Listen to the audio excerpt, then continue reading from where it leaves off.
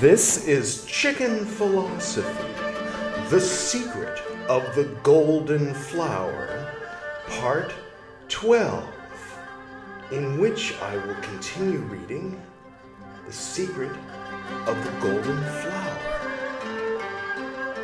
Editor Edward, what are we listening to right now? It is Masterpieces of Chinese Music, a musical performance by music from China. It's probably a group of people who go by the name Music from China, and it's on the Met, which I believe is the Metropolitan Museum of Art in New York. It's on their YouTube page. Well, all right. I guess if you want to watch that video on, I think it's the Met YouTube channel, then you can go ahead and click there and just watch that. From what I understand, someone will explain each piece in between, and actually we started with the one that they closed with. Anyway, I guess I broke the illusion that I had not heard that before and didn't plan this. Anyway, hi everybody. It's me, BT. Okay, let's just get to it, shall we? We're going to do the I Ching first, and we're using a very special coin, one that I have saved for a very long time. And if you recognize this coin, then you're probably at least as old as I am. I noticed, I was looking at the analytics, and it said something about like a certain percentage is between 45 and like 55, and then a greater percentage is between 55 and 65, and then the rest of everybody is over 65. So every time I'm like, for you younger folk, now maybe the younger folk will get older and somehow find Chicken Philosophy on YouTube when they're our age. But apparently, I'm speaking to people who are 45 and up, mostly over 55. So hi! I did always hang out with the older kids, even when I was like 14. I mean, the older kids had a car. You know, when you're 14, you hang out with the 16, 17-year-olds. And then, admittedly, when I turned 16, I became the bad influence driving everybody around. It was too young to drive. But, yeah, in the Golden Dawn years, I mean, for the most part, I think when, like, the what you might call the golden years, which could also, at the same time, be called, like, the fecal matter years. It's weird how things go hand in hand like that, you know. But anyway, yeah, later on there were people that were younger, and anyway, I won't get into all that. But obviously the other side of this coin looks like this, because this is a token from one of those old arcades. So rather than using quarters, you'd go in with your $5 or whatever, and you put it in a machine, and the machine would spit out 20 of these, and yeah. Or you put a 20 in, and it'd spit out math. 80. Is that right? Yeah, I think so. Anyway, that's a lot. Then you'd go around putting them in games, and if you were good at the games, then you could make one of these things last a long time, or if you were good at that particular game. But if not, then you would blow through all your money really quickly, because Mario wouldn't make it past the first mushroom with teeth or whatever. My dad, he was silent generation. Anybody ever heard of that? Everybody talking about boomers. The boomers were the young whippersnapper, troublemaker, pot-smoking, from my dad's point of view. He was a teacher starting in 1966, I think. And so, even though he was only 26, he was definitely not on the same level as like the hippies that were his same age. Anyway, what's my point? Yeah, he would take like, I don't know how many of these, 5, 6 of these coins, and put them all into, I want to say Defender. There was an Atari game that was very similar to a stand-up arcade game, and he had one of them but not the other. It was either like, I almost want to say Stargate, but I think Defender was the one on the Atari, and and the one he played in the... You're right, it was Stargate. I know it's confusing because there was the famous movie and TV series that came out afterward, but when Dad was playing Stargate, that was before that was a thing. Well, anyway, yeah, he was really good at that game. It was all buttons, no joysticks. Weird. But he was into, like, UFOs all the way back into the 40s and stuff, so I don't know. I think he got some kind of thrill out of the idea of being in a spaceship flying around. Shall I do the I Ching reading now? Yeah, we're going to call this the back, and therefore tails, and we're going to call the front heads. Tails, heads. Tails, heads, heads,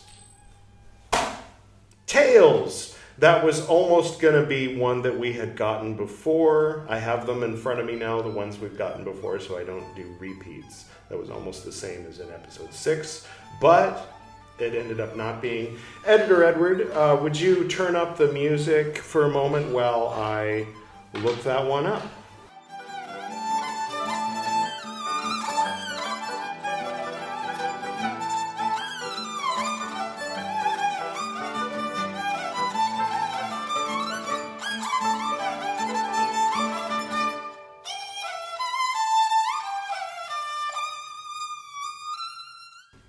Okay, that figure, the one above my head, is called Ching, the well.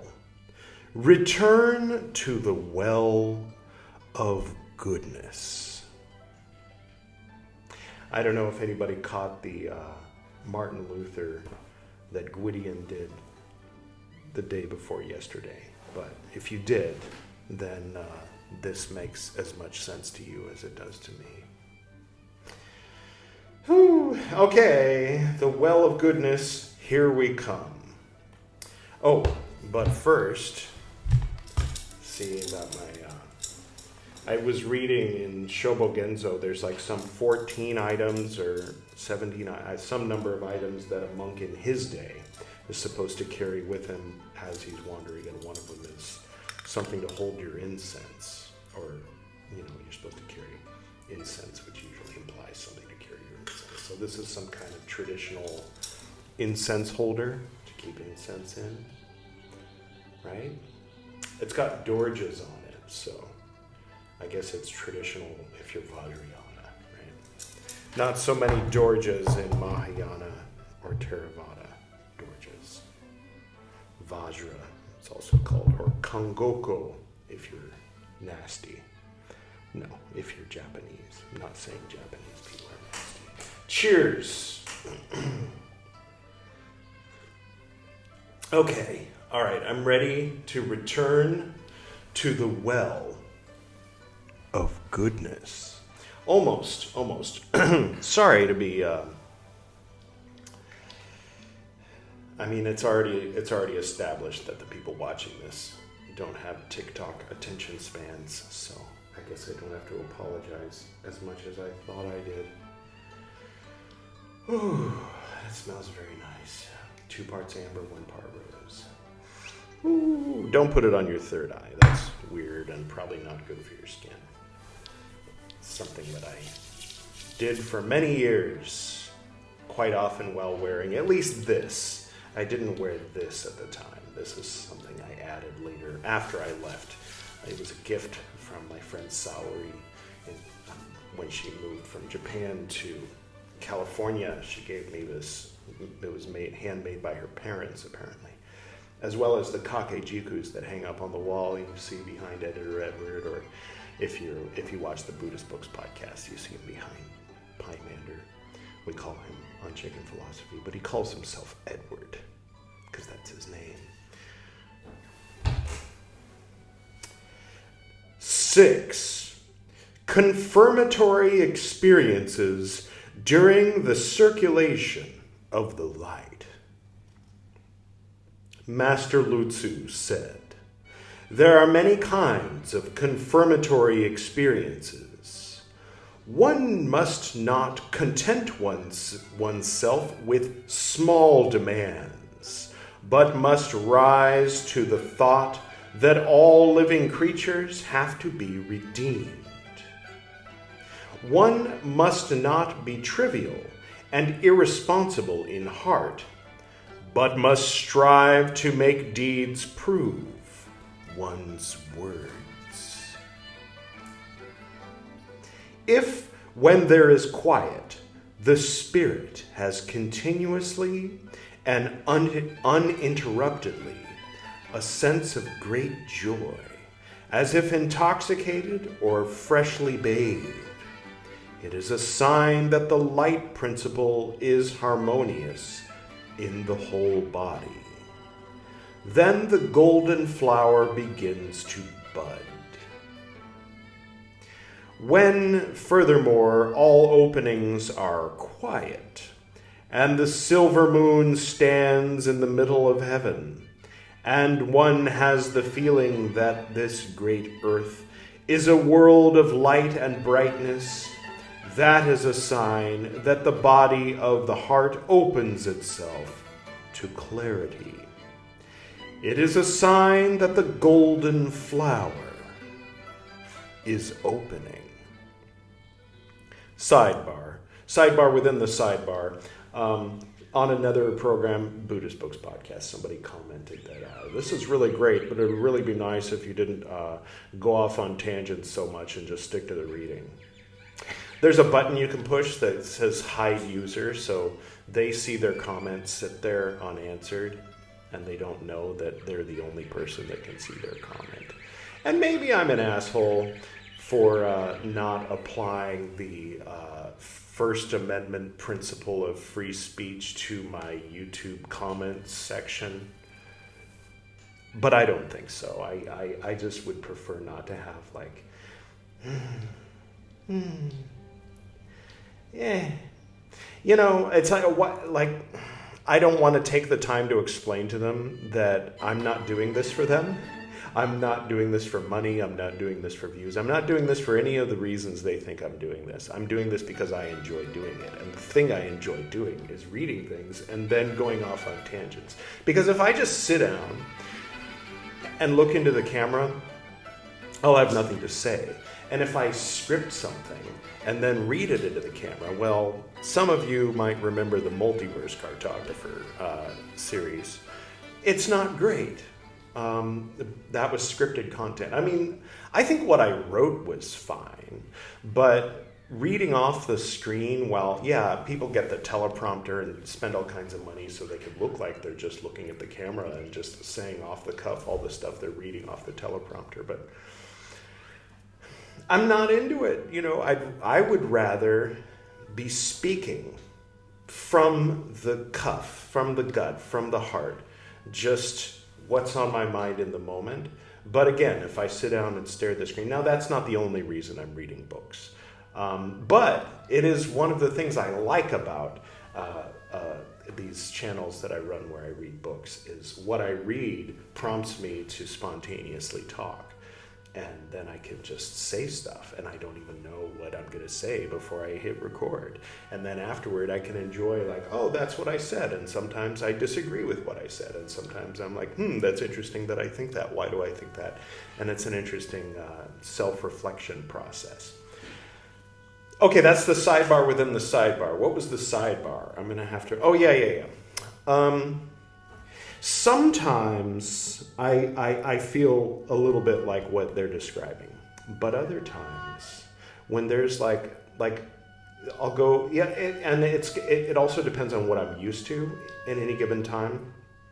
If I'm used to, I get spoiled because I'm basically retired, and so I don't have to deal with people, which is great. My wife and I and our small circle of people that we interact with on various levels. And, here in beautiful Goa, India, there's the beach, there's all kinds of nice roads. So I'm a spoiled brat. And so sometimes, like when I have to pay the landlord or whatever, I get a notification that there's this ID card that I need to go pick up, and bring a bunch of documents, and so it's like, all right.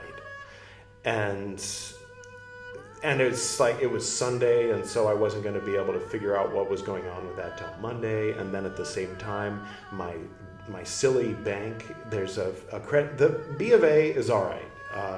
There's an app you can go on and say, no, that was me. Don't deactivate my card. And they're like, okay, the computer is sophisticated. Whereas at the credit union, not so sophisticated. No app. They don't even notify you when they cancel your card. They just cancel it. And it's a computer that does it. And so you can imagine living in India, how often that happens for me. It's absurd.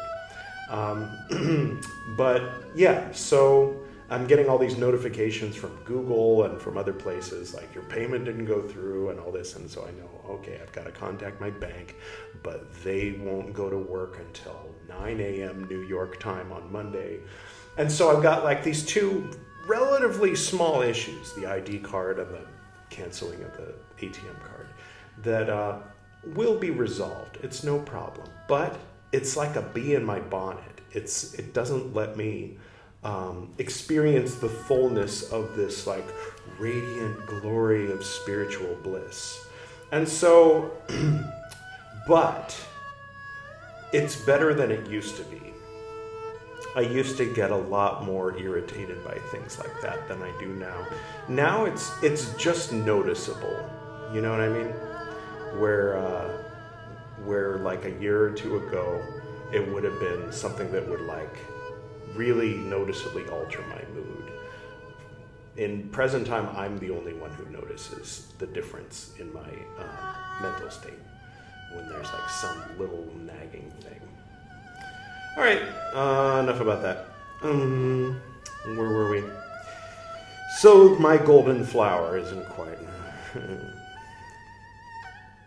Furthermore, the whole body feels strong and firm, so that it fears neither storm nor frost, things by which other men are displeased, when I meet them, cannot becloud the brightness of the seed of the Spirit. Yellow gold fills the house. The steps are of white jade. Rotten and stinking things on earth that come in contact with one breath of the true energy will immediately live again. Red blood becomes milk.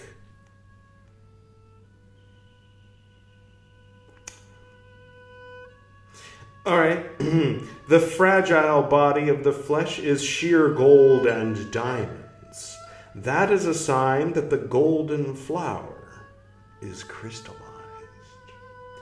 The book of successful contemplation, that it's called Yang Kuan Ching, says, quote, the sun sinks in the great water and magic pictures of trees in rows arise, end quote.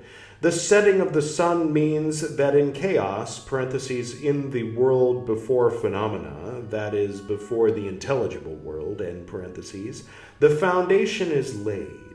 That is the non-polarized condition, bracket parentheses, ultimateless.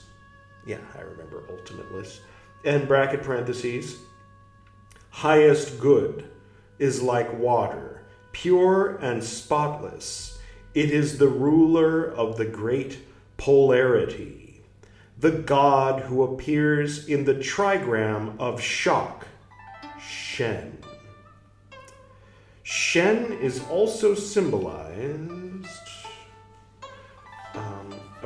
it's an I Ching thing, by wood. And so the image of trees in rows appears. Now, there's a footnote. This part of the footnote I'm going to ask Editor Edward to put up on the screen right now. So you should be seeing that up there.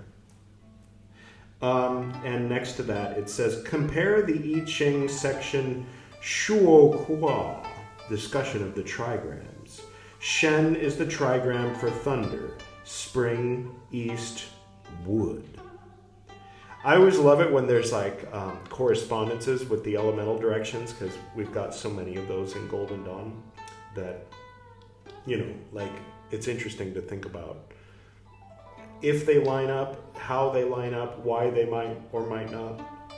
line up different paradigms, different correspondences for East. Like, for example, in Golden Dawn, on the microcosm, it's air.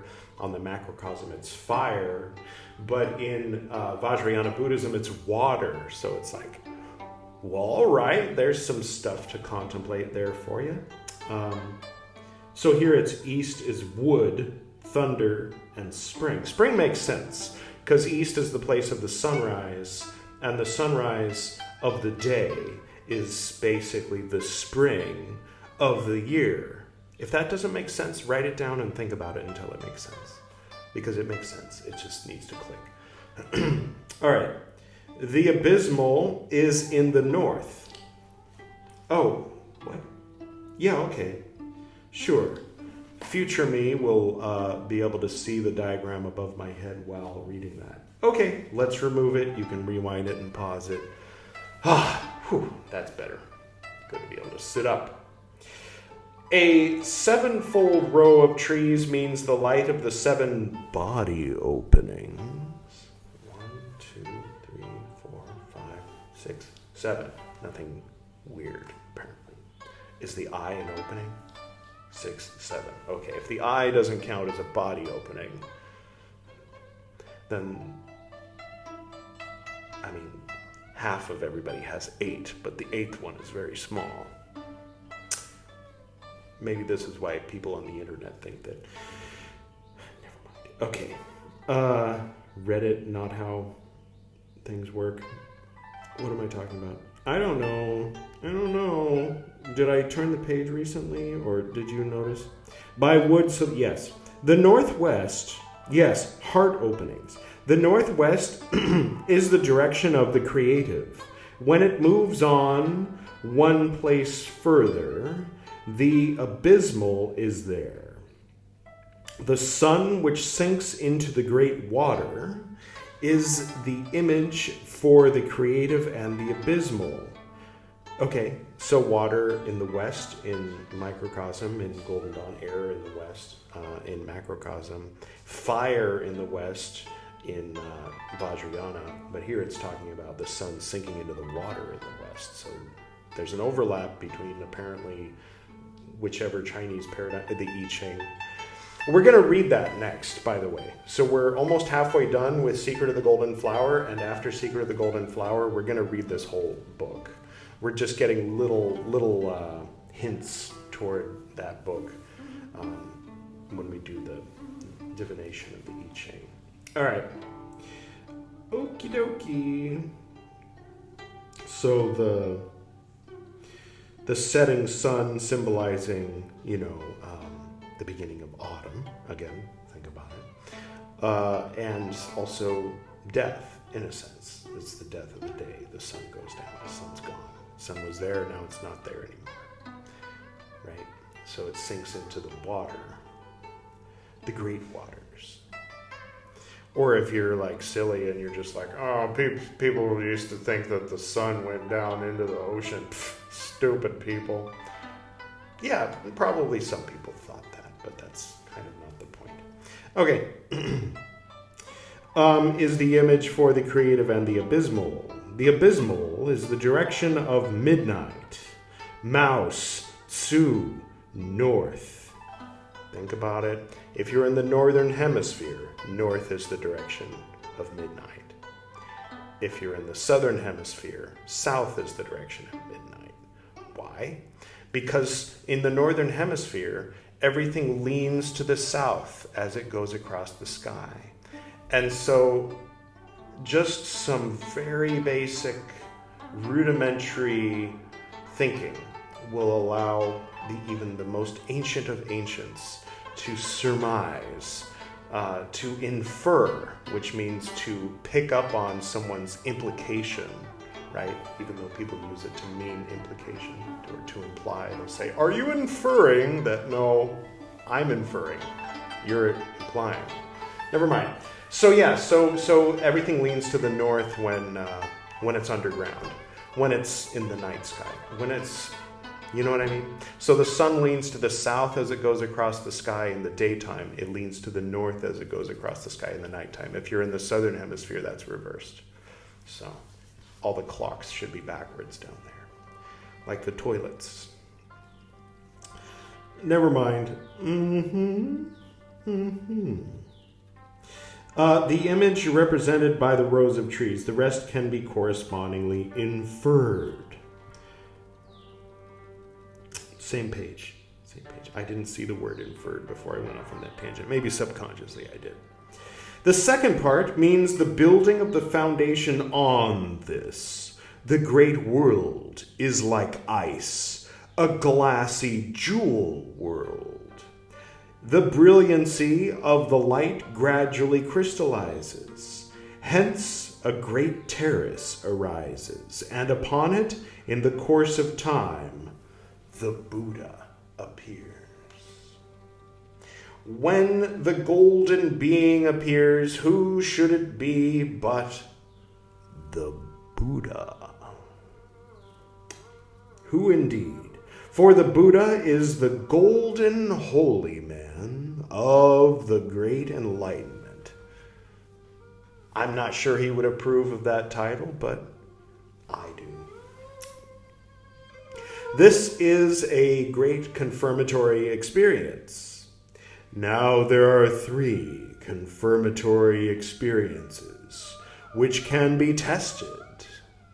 The first is that when one has entered the state of meditation, the gods are in the valley. Okay. Men are heard talking as though at a distance of several hundred paces, each one quite clear, but the sounds are all like an echo in the valley. One can always hear them, but never oneself. This is called the presence of the gods in the valley. At times, the following can be experienced. As soon as one is quiet, the light of the eyes begins to blaze up, so that everything before one becomes quite bright, as if one were in a cloud. If one opens one's eyes and seeks the body, it is not to be found anymore. This is called, quote, in the empty chamber, it grows light. End quote. Inside and outside, everything is equally light. That is a very favorable sign.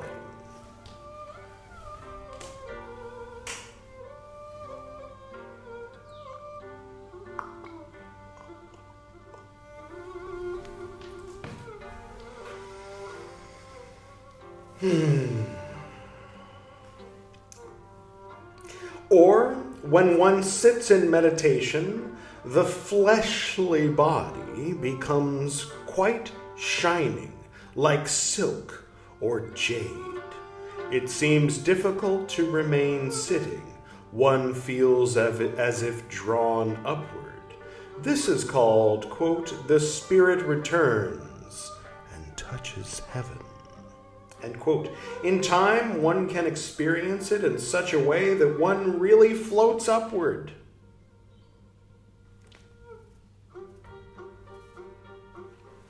Good old chapter 3 of the Yoga Sutras, right? And now it is already possible to have all 3 of these experiences, but not everything can be expressed. Different things appear to each person according to his disposition. If one experiences these things, it is a sign of good aptitude. With these things, it is just as it is when one drinks water. One can tell for oneself whether the water is warm or cold. In the same way, a man must convince himself about these experiences. Then only are they real. I feel like the translation was off a little there at the end, because if not, then all the shit that I used to convince myself of as a 7-year-old was real. you have to convince yourself that it's real. Only then is it real. I mean, maybe it's true on some level. I just feel like the wording, the translation from the German and the German translation from the Chinese, there might have been something lacking in that. I don't know if convince oneself that it's true and then it's true is what the Chinese said. If you're familiar with this text in the original Chinese, do please comment below and let us know.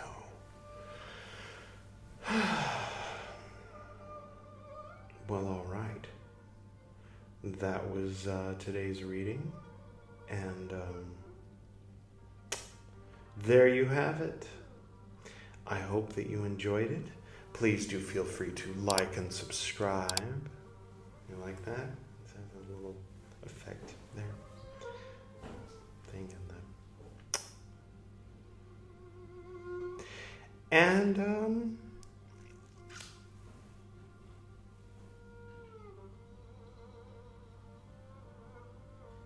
I guess that's it. Next time on Chicken Philosophy, Edward will be reading the Meccan Revelations.